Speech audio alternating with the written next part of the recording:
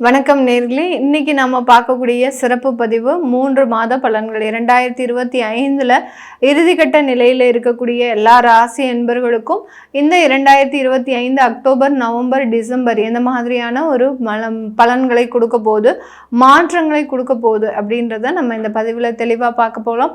இந்த தனுசு ராசி என்பர்களுக்கு இப்போ நம்ம பார்க்கக்கூடிய பதிவுகள் அப்படின்ட்டு பார்த்தீங்கன்னா, இந்த 3 மாதங்களில் உங்களுடைய ராசி அதிபதி உச்சம் அடைகிறார், அதிசாரம் பெற்று உச்சம் அடையக்கூடிய ஒரு சூழ்நிலை. அடுத்து பார்த்தீங்கன்னா உங்களுடைய ராசிக்கு 10ஆம் இடத்துல சுக்கிரன் நீச்ச நிலை அடைகிறார், 11ஆம் இடத்துல சூரியன் நீச்ச நிலை அடைகிறார்.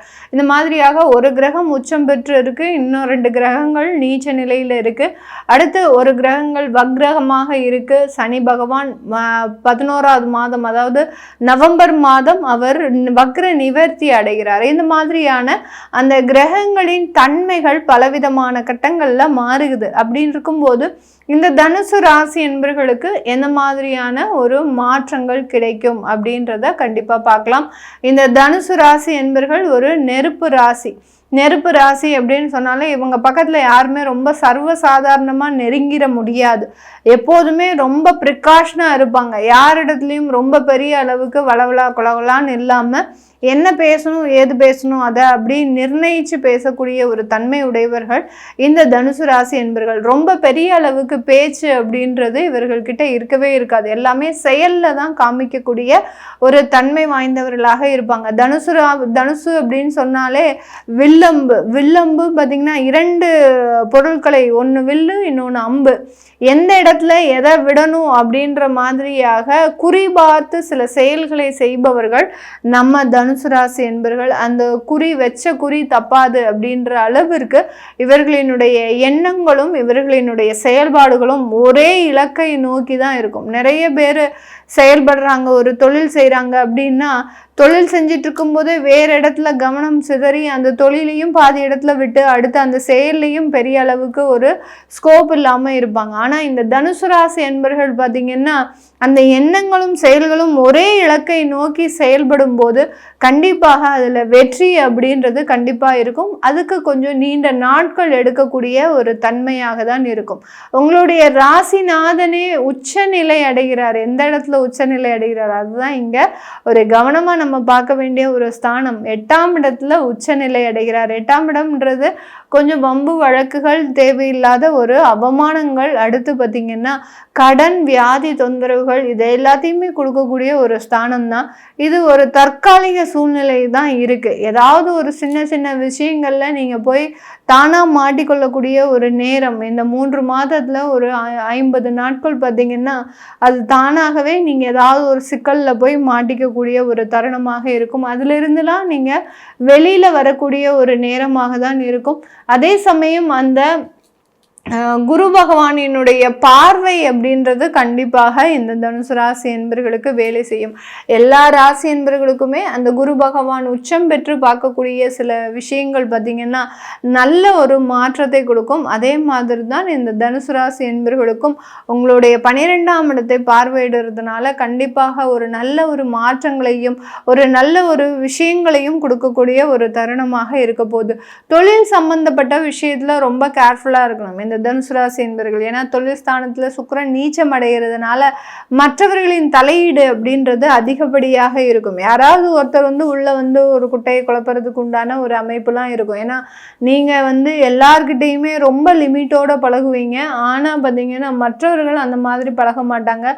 ஒரு அன்லிமிட்டடா உங்களுடைய சொந்த பர்சனல் விஷயங்கள் எல்லாம் ஈடுபடுறதுக்கு உண்டான ஒரு அமைப்புகள் இருக்கு. அதனால யாராவது உங்களை மீறி வந்துட்டு இருக்கிறாங்க அப்படின்னா அவர்களை கொஞ்சம் தடுத்து நிறுத்துறது நல்லது. அதுதான் உங்களுக்கு ஒரு நல்ல ஒரு பிரச்சனைகள்ல இருந்து பாதுகாக்கக்கூடிய ஒரு அமைப்பாக இருக்கும். அதனால அதெல்லாம் பற்றி யோசிக்காதீங்க. அந்த தொழில் ஸ்தாபனத்தில் 3வது நபர் தலையீட்டை எப்போதுமே வச்சுக்காதீங்க. அதுவும் இந்த வரக்கூடிய 3 மாதங்களுக்கு வைத்து கொள்ளாதீர்கள். வச்சுக்கிட்டீங்க அப்படின்னா பெரிய அளவுக்கு பிரச்சனைகள் வரும். உங்களுடைய 4ஆம் இடத்துல சனி வக்ர நிவர்த்தி அடைகிறார். அர்த்தாஷ்டம சனி. இந்த தனுசு ராசி அன்பர்களுக்கு இந்த 3 மாதம் கொஞ்சம் நெருக்கடியான ஒரு சவால்கள் நிறைந்த ஒரு மாதமாக தான் இருக்கும். அதையெல்லாம் ரொம்ப ஈஸியாக சமாளிச்சிருவீங்க, கவலைப்பட வேண்டாம். ஏன்னா உங்களுடைய தசாபுத்திகள் இப்போ மோசமான ஒரு சூழ்நிலைகளிலிருந்து வெளிவந்தாச்சு. 7.5 சனி அப்படின்ற ஒரு பெரிய கண்டத்தையே தாண்டி வந்திருக்கிறீங்க தனுசு ராசி என்பர்கள். அதனால இதிலிருந்தெல்லாம் மீண்டும் எழுந்து வரக்கூடிய ஒரு டைமாக தான் இந்த 3 மாதங்கள் இருக்கும். ரொம்ப ப்ரிகாஷனாக சில விஷயங்களில் பிளான் இல்லாமல் வச்சுக்கோங்க. பிளான் எந்த அளவுக்கு வைக்கிறீங்களோ அது எக்ஸிக்யூட் ஆகாமல் ஒரு மன வருத்தத்தை கொடுக்கும். அதனால் போகிற போக்கில் சில விஷயங்களை செய்யுங்க.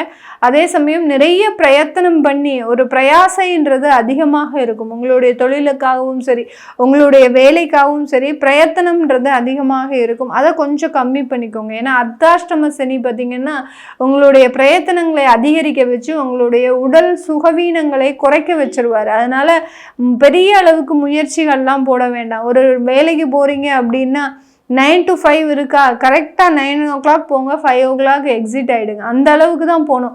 நான் 8 மணிக்கே போய் நாள் பெண்டிங்கெல்லாம் முடிக்க போகிறேன், 5 மணி 7 மணி வரைக்கும் இருந்து மற்றவர்களினுடைய பெண்டிங்கையும் சேர்த்து முடிக்க போகிறேன், இந்த கதையே ஆகாது. இதையெல்லாம் வச்சுக்கிட்டிங்கன்னா உங்களுக்கு அர்த்தாஷ்டம சனி பெரிய பாதிப்புகள், உடல் பலவீனங்களை தான் கொடுப்பாரே ஒழிய ஒரு பெரிய அளவுக்கு ஒரு முன்னேற்றத்தை கொடுக்க மாட்டார். நமக்கு வேலையில் என்ன முன்னேற்றங்கள் இருக்கோ அதெல்லாம் பற்றி நம்ம கவலைப்பட மாட்டோம் தனுசு ராசி என்பர்கள். ஆனால் உங்களுடைய பலவீனங்களை அறிந்து மற்றவர்கள் செயல்படும் போது அது ஒரு இந்த விஷயத்தை, அதாவது ஒரு ஏமாற்றத்தை கொடுக்கக்கூடிய ஒரு விஷயமாக தான் இருக்கும். அதனால ரொம்ப கவனமாக இருங்க. உங்களுடைய ராசிக்கு அந்த விரயஸ்தானாதிபதியாகப்பட்ட அந்த செவ்வாய் கடந்து வர்றதுனால கண்டிப்பாக இந்த காலகட்டம் உங்களுக்கு குழந்தைகள்னால அதிக செலவுகள் ஏற்படக்கூடிய ஒரு தருணம். ஏதோ ஒரு விஷயத்தில், அது திருமணமாக இருக்கட்டும், அவங்களுடைய படிப்பு செலவாக இருக்கட்டும், அவங்களுக்காக சில முதலீடுகளை செய்வதாக இருக்கட்டும், ஏதோ ஒரு விஷயத்தில் அந்த குழந்தைகளுக்காக நிறைய செலவுகளை செய்கிறதுல இந்த தனுசு ராசி என்பவர்கள் இந்த 3 மாதம் முனைப்பாக இருக்கக்கூடிய ஒரு தருணமாக தான் இருக்க போகுது. உங்களுடைய ருணரோக சத்ருஸ்தானாதிபதியே 10ஆம் இடத்துல நீச்சமாகி வர்றாரு. 11ஆம் இடத்துல நவம்பர் மாதம் ஆட்சி பெற்று வர்றாரு. அதனால உங்களுக்கு கடன்கள் மூலமாக ஒரு லாபங்கள், அடுத்து கடன்கள் மூலமாக தொழில் முன்னேற்றத்தை அடையக்கூடிய ஒரு நேரம், இதெல்லாமே ஏற்படக்கூடிய ஒரு நேரமாக தான் இந்த 3 மாதங்கள் இருக்கும். வெளிநாட்டில் இருக்கிறவங்களுக்கு உங்களுக்கு வேலை போகக்கூடிய அபாயங்கள் ரொம்ப கம்மியாயிடும். அப்படியே நீங்கள் பெரிய அளவுக்கு பயந்து இருப்பீங்க, எப்போ நம்மளுக்கு வேலை போகுமே தெரியல அப்படின்ற மாதிரியாக ஒரு பயந்த சூழ்நிலையிலேயே இருப்பீங்க. இந்த சனி வக்ர நிவர்த்தி அடைஞ்சோடனே அந்த வேலையில் இருக்கக்கூடிய பாதிப்புகள் எல்லாமே இந்த தனுசு ராசி என்பர்களுக்கு முழுமையாக குறையக்கூடிய ஒரு தருணமாக இருக்கும். 8ஆம் இடத்துல குரு உச்சமாக இருக்கிறதுனால மறைமுக வருமானங்கள்லாம் கண்டிப்பாக இருக்கும் தனுசு ராசி என்பர்களுக்கு. வெளிநாடு, சிங்கப்பூர், மலேசியா போன்ற கண்ட்ரீஸ்லலாம் இருக்கிறவங்களுக்கு அந்த லாட்ரி போன்ற யோகங்கள்லாம் அதிகப்படியாக இருக்கக்கூடிய ஒரு தருணமாக இருக்கும். இது எல்லாமே நம்ம கோச்சார நிலவரப்படி பலன்களை கணிச்சு சொல்லியிருக்கிறோம். உங்களுடைய சுய ஜாதக பலன்கள், தசாபுத்தி பலன்களை தெரிஞ்சுக்கணும் விருப்பப்படுறவங்க கீழே இருக்கிற நம்பருக்கு வாட்ஸ்அப்பில் நீங்கள் அப்பாயின்மெண்ட் வாங்கிக்கிட்டு கன்சல்ட் பண்ணிக்கலாம். உங்களுடைய குழந்தைகளுக்கு ஜாதகம் எழுதணும், நியூமராலஜி படி பேர் வைக்கணும்னு நினைக்கிறவங்களும் கீழே இருக்கிற நம்பருக்கு வாட்ஸ்அப்பில் மெசேஜ் அனுப்புங்க. உங்களுக்கு உண்டான பதில்கள் தெரிய வரும். உங்களிடமிருந்து விடைபெறுவது உங்கள் ஆஸ்ட்ரோ பூர்ணா. நன்றி, வணக்கம்.